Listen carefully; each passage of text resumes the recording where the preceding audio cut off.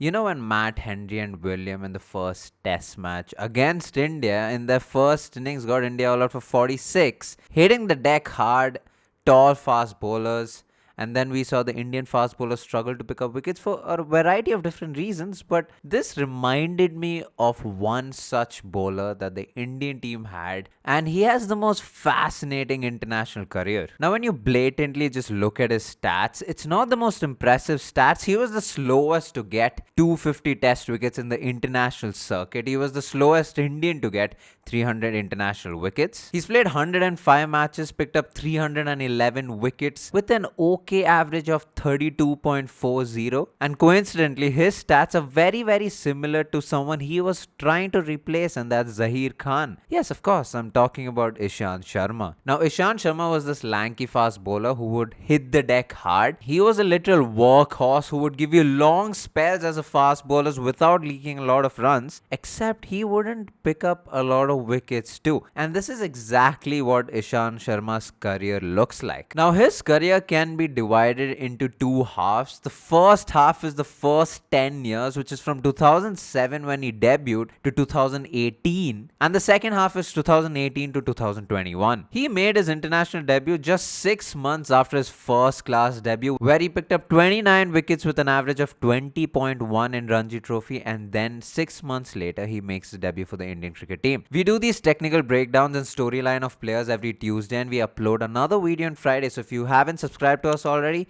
subscribe to us. Let's get into the first half of Ishant Sharma's career, where he was called the unlucky player. In the 2011 tour of Australia, Ishant Sharma played 4 matches, picked up only 5 wickets with an average of 90.5. You heard that right, 90.5. This is where the Australian players mockingly, the Australian media named Ishant the unlucky Ishant because he would build up so much pressure except not get any wickets, and this is exactly what his first 10 years of his career looked like. From all the spells that we can think of in his first 10 years, 2 almost stand out. The first is the obvious 2008 series in Australia where Ishant Sharma rattled Ricky Ponting.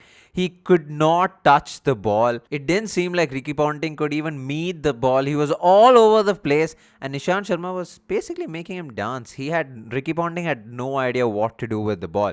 In the end, he did get Ricky Ponting out, but there's something to look at here. When you see the highlights of Ishant Sharma bowling against Ricky Ponting, there are so many plays and misses, and this is exactly what the first 10 years of Ishant Sharma's career looked like. He would bowl short of good length or just on a good length because of his height, because he gets that bounce. It almost seems natural for him to do that, but because of this, the batters usually used to just play and miss the ball and not really nick the ball, and it was so frustrating for someone like him who would build up so much pressure but not be able to pick up wickets. It's only once that he's averaged less than 30 in a test season, which is just outright bad as a fast bowler. If in 10 years, if you have only averaged less than 30 once, which means you have a major problem. But the reason he continued to play in the international circuit was because of the workhorse that he was. He would give you a lot of overs without conceding a lot of runs. In fact, he was supposed to be the next senior man after Zaheer Khan retired, but because of the lack of ability to take wickets, he was always the second or the third fiddle. He almost started out with the new ball and then became the first change or the second change sometimes. He just became someone who you would go to after the first or the second spell. Even in a strike rate until 2018, it would always be above the 50s. In fact, in 2012, he had a strike rate of 138, which again, when you think about these numbers, is insane considering how bad his international career was in his first 10 years. Now, another spell that you can think of is again at Lords. He took 7 for 74 at Lords, and again, this was a spell of him bowling short balls, short of good length balls, except you can argue maybe against Alistair Cook, which was almost a foolish delivery where he did get a wicket, but apart from that, most of it was just a short ball spell, a burst of short balls to get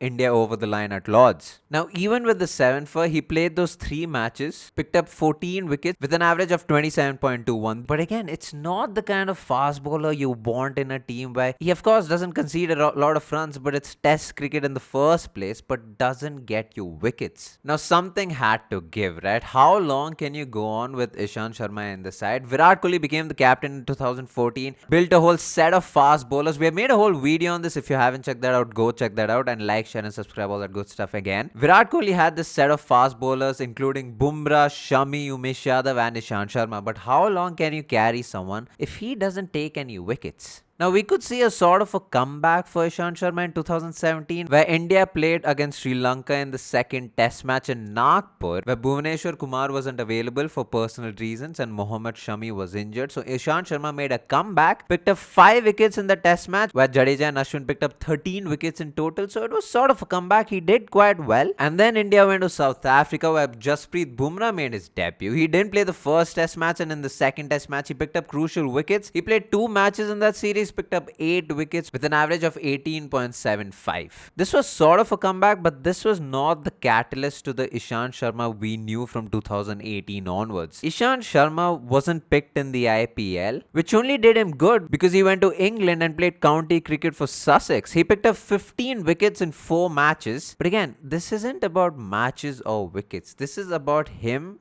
and a coach named Jason Gillespie having a relationship which allowed Ishant Sharma to become the bowler everyone wanted him to be. Now, I've been going on about how he is a lanky fast bowler, bowls short of good length, batters play and miss more often than not, and everyone, coaches, players, commentators, fans, pleaded him to just bowl a little fuller.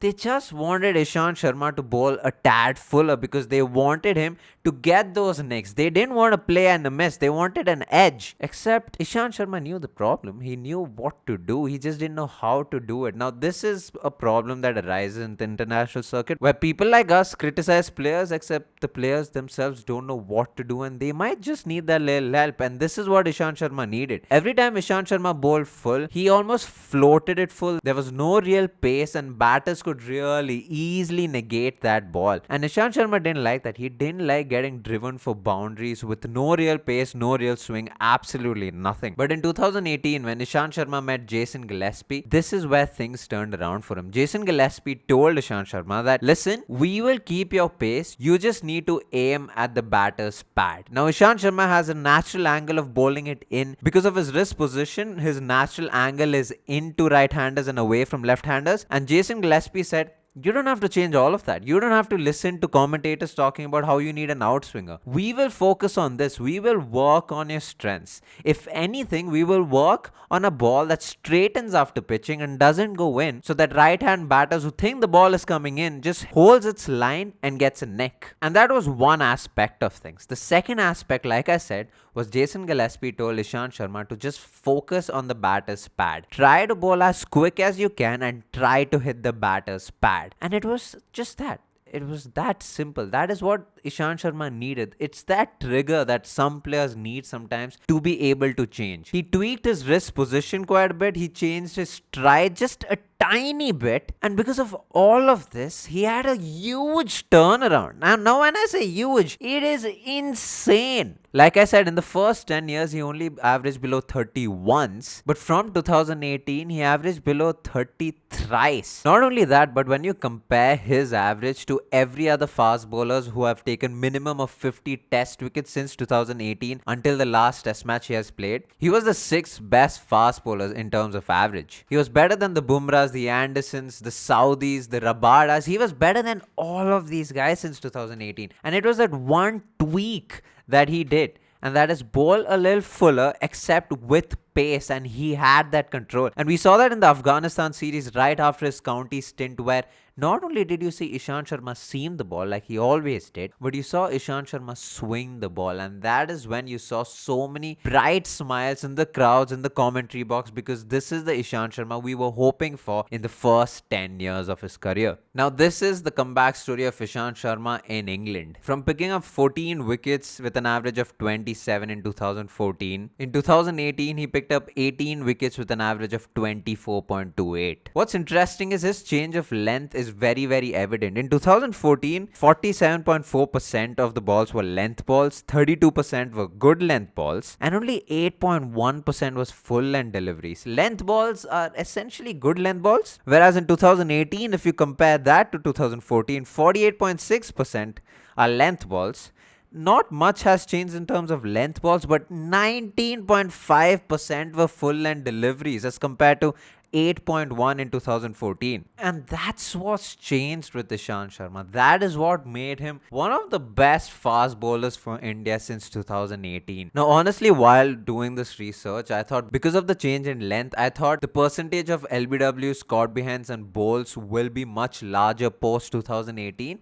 There's not much difference except the strike rate is what is different. And it's the fact that he was able to pick up wickets much quicker than before. He wasn't just someone who would build pressure and not take wickets. He was someone who would build pressure and take those wickets. Since 2018, he played 26 matches, picked up 85 wickets with an impressive average of 21.37. Whereas before 2018, he averaged 36.5. I know I'm repeating myself, but this is the point. It was just that changing length. It was the fact that he realized what to do and how to do it that extended his career for so many more years than people would have actually expected. Now, him getting dropped from the side is a bit of a talking point because his last couple of series, the last match he played was against New Zealand, but before that was against England where he averaged 34, didn't pick up a lot of wickets, wasn't all that impressive, and then got injured once again. I want to say the selectors dropped him because he was injury prone, which honestly wasn't the case, but the honest truth is he was dropped because someone like a Siraj, and there were so many other young fast bowlers coming up in the circuit. I think the selectors just stopped looking at someone like an Ishant Sharma like they stopped looking at someone like Shikhar Dhawan in the white ball setup, and it was honestly just that. It was the fact that he was getting older and there were a lot of other young fast bowlers coming up. Ishant Sharma's career is a story of its own, and I don't think any video or any article can do justice to what he went through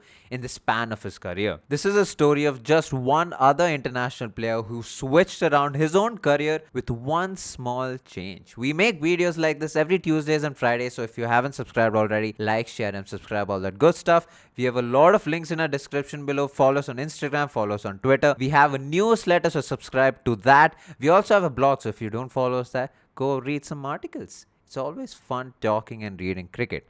Thank you so much for watching. Peace.